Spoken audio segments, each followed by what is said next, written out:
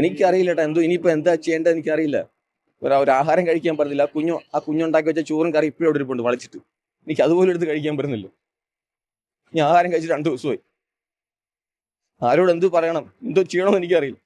എൻ്റെ അമ്മയെ എനിക്ക് വിളിക്കാൻ പറ്റില്ല കേട്ടോ. 2-3 വർഷമായിട്ട് വിളിക്കാത്തവരെ ഞാൻ എങ്ങനെ വിളിക്കും? എൻ്റെ അനിയനെ വിളിച്ചു, അതുല്. അവൻ വിളിച്ചു, അവൻ്റെ കൂട്ടുകാർ വന്ന് രാത്രി. അവനെ സപ്പോർട്ട് എനിക്കുണ്ട്. വിഷമിക്കേണ്ട. ഇത്രയും ദ്രോഹം ഞാൻ അവനെ മൈൻഡ് ചെയ്യാതെ എൻ്റെ കയ്യിൽ നോക്കുക. അവൻ കല്യാണം കഴിക്കണം. എൻ്റെ ചേട്ടൻ മരിച്ചു.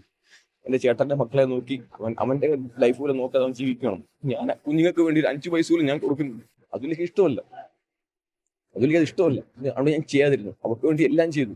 അമ്മയെ വിളിക്കാതിരുന്നു, സഹോദരങ്ങളെ മൈൻഡ് ചെയ്യായിരുന്നു, സുഹൃത്തുക്കളെ മൈൻഡ് ചെയ്യായിരുന്നു. അവള് അത്ര പൊസസീവായിരുന്നു. എനിക്കും അത്രയും തന്നെയായിരുന്നു. അത് ഞാൻ പറഞ്ഞു, ചേട്ടാ ഞാൻ അടിക്കാനാണെങ്കിൽ ഞാൻ ഇങ്ങനെ കാണിക്കുന്നുണ്ട്. അടിക്കാനാണെങ്കിൽ അടിച്ചാൽ പോരെ. കത്തി എന്ന് പറയുന്നത് ഞാൻ ഇങ്ങനെ വെച്ചിട്ട് ഞാൻ തീരാൻ പോകുന്നില്ല, എനിക്ക് വയ്യ, എനിക്ക് മടുത്തു. കാരണം ഈ കുഞ്ഞിങ്ങനെ പറയാണ്, നിരന്തരമായിട്ടൊരു കൊച്ചിങ്ങനെ പറയാണ്, ഞാൻ എന്റെ സ്പേസിൽ പൊയ്ക്കോളാം, ഇയാൾ പൊയ്ക്കോ. അപ്പൊ ഞാൻ ആലോചിക്കണം, അത് ശരി. അപ്പൊ ഞാൻ ഇത്രയും 15 വർഷം കഷ്ടപ്പെട്ടു, ആർക്ക് വേണ്ടി, എന്തിനു വേണ്ടി? അപ്പൊ എന്നെ ഒറ്റപ്പെടുത്തുമല്ലേ? എനിക്കും ആരുമില്ല, ഒരാളും ഇല്ല. അപ്പൊ ആ സമയത്ത് അവള് പൊയ്ക്കോ എന്ന് പറയുമ്പോൾ ഞാൻ എന്തോ വേണം?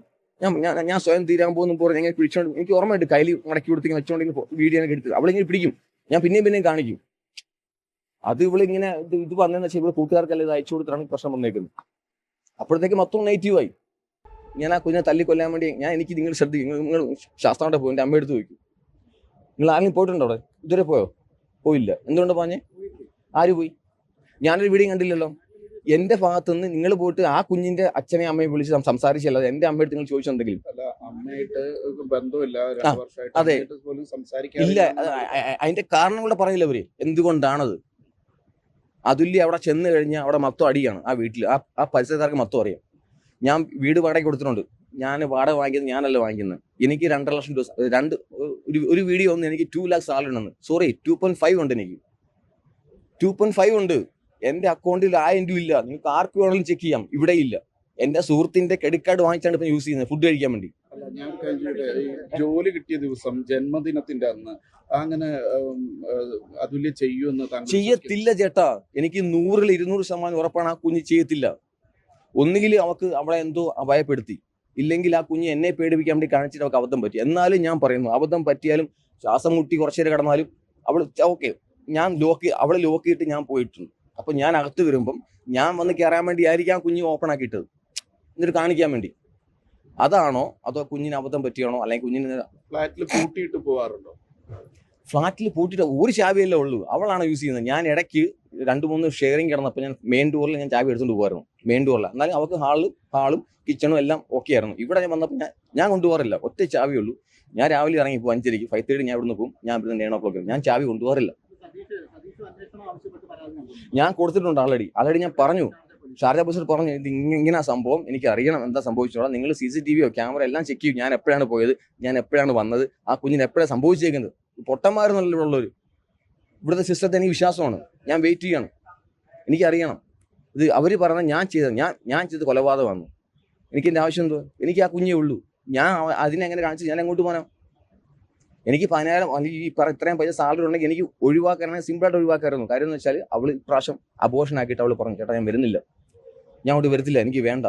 എനിക്ക് അങ്ങനെ വേണ്ട നോക്കായിരുന്നു. എനിക്ക് ഇവിടെ ദുബായ് അല്ലേ ഇത്, എനിക്ക് എൻ്റെ ജീവിച്ചുകൂടായിരുന്നു. ഇല്ല, എനിക്ക് അവളേ ഉള്ളൂ, എൻ്റെ അമ്മയില്ല, എൻ്റെ സഹോദരൻ. അതുകൊണ്ട് ഞാൻ പറഞ്ഞു എനിക്ക് അവൾ വേണം എന്നുള്ള വാശിയിൽ ഞാൻ കാല് പിടിച്ചുകൊണ്ട് വന്നു.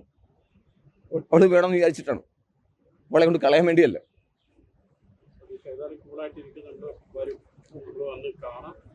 എനിക്കറിയില്ല കേട്ടോ, എന്തോ ഇനിയിപ്പോൾ എന്താ ചെയ്യേണ്ടത് എനിക്കറിയില്ല.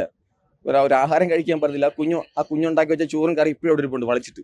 എനിക്ക് അതുപോലെ എടുത്ത് കഴിക്കാൻ പറ്റുന്നില്ല. ഞാൻ ആഹാരം കഴിച്ചിട്ട് 2 ദിവസമായി. ആരോട് എന്ത് പറയണം, എന്തോ ചെയ്യണമെന്ന് എനിക്കറിയില്ല.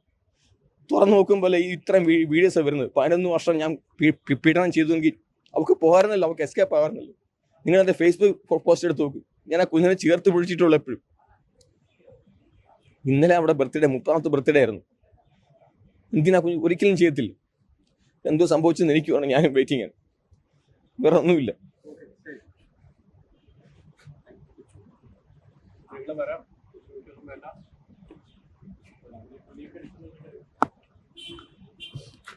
ഇപ്പം നാട്ടിലെ കേസുണ്ട്, അതുമായി സഹകരിക്കുന്നുണ്ടോ അതോ ഇവിടുത്തെ ചേട്ടാ ഞാൻ എന്തിനും എനിക്കിത് വേണ്ട. ഞാൻ അവള് പോയപ്പോൾ ഞാനൊരു ഫേസ്ബുക്ക് പോസ്റ്റ് ഇട്ടു.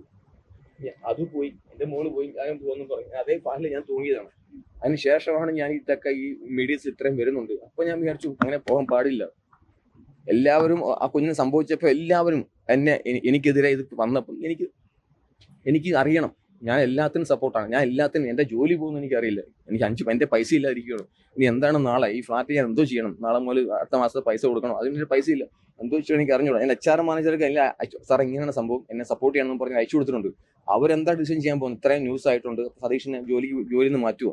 ഞാൻ നാട്ടിൽ പോകാം, അല്ലെങ്കിൽ നാട്ടിൽ പോകുകയും നാട്ടിൽ പോയിട്ട് പോലീസ് പറയുന്ന എന്തിനും ഞാൻ ഉറപ്പാണ്.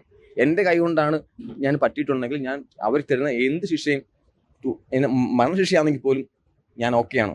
എനിക്ക് അനുഭവിക്കണം. ഇത്തരത്തിലൊരു ദുരന്തത്തിലേക്ക് പോവാതെ ഇത് ചേട്ടാ പരിഹരിക്കായിരുന്നു. അവളെ ചേർത്ത് പിടിച്ചിട്ടുള്ളൂ. കുഞ്ഞു കുഞ്ഞു കാര്യങ്ങളാണ്. എനിക്കിത് മൂന്നാമതൊരാള് ഞങ്ങളുടെ അവളെ കൊച്ചു കുഞ്ഞാ, ഒരു പൊട്ടിപ്പെണ്ണാണ് അവള് അന്നേരം കൂട്ടുകാർ പറഞ്ഞ കാര്യങ്ങൾ അവളുടെ മൈൻഡിൽ. അവളെ ഒന്നും ആരെങ്കിലും ഒരു മൂന്നാമതൊരാൾ മോളെ അങ്ങനെയല്ല ജീവിതം, ഇങ്ങനെയാണ് ജീവിതം, അവനെ ആരും ഇല്ലാത്തവനാണ്, അവനെ ചേർത്ത് പിടിക്കണം, അല്ലെങ്കിൽ എന്റെ കൂടെ നിൽക്കണം നമുക്ക് മനസ്സിലായെങ്കിലോ അത് ഇത്രയും പോത്തില്ലായിരുന്നു.